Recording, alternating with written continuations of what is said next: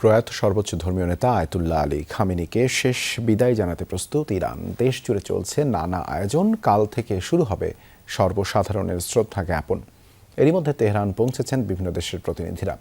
আনুমানিক 2 কোটি লোক সমাগমের প্রস্তুতি নিচ্ছে কর্তৃপক্ষ। তবে নিরাপত্তাজনিত কারণে বাবার জানাজায় অংশ নেবেন না ছেলে ও ইরানের বর্তমান সর্বোচ্চ নেতা মুজতবা খামেনি।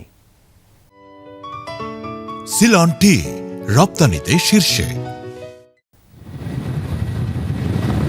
তেহরানের গ্র্যান্ড মোসাল্লাহ চিরপরিচিত ময়দানে শেষবার হাজির সর্বোচ্চ ধর্মীয় নেতা আয়াতুল্লাহ আলী খামেনি। তবে কফিনবন্দি, কোনো খুতবা বা রাজনৈতিক ভাষণ দেবেন না, বরং তার এই নিথর মরদেহে শ্রদ্ধা জানাবেন সর্বসাধারণ।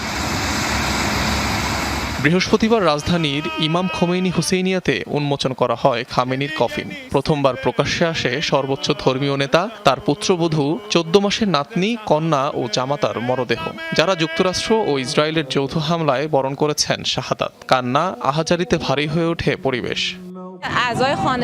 শীর্ষ নেতাকে হারানো অত্যন্ত মানসিক চাপের বিষয়। এই ঘটনা অনেক বেশি বড় ও বেদনাদায়ক।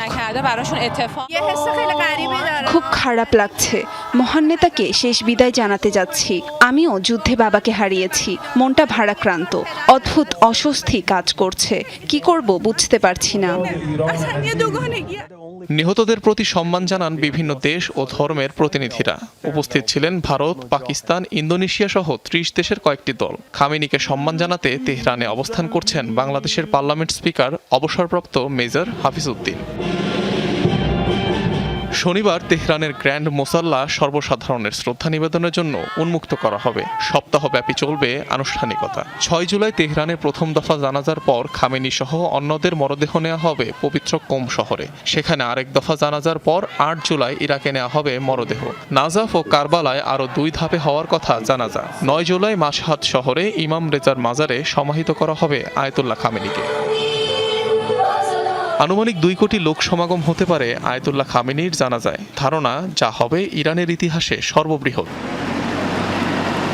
অনিক রহমান, যমুনা নিউজ।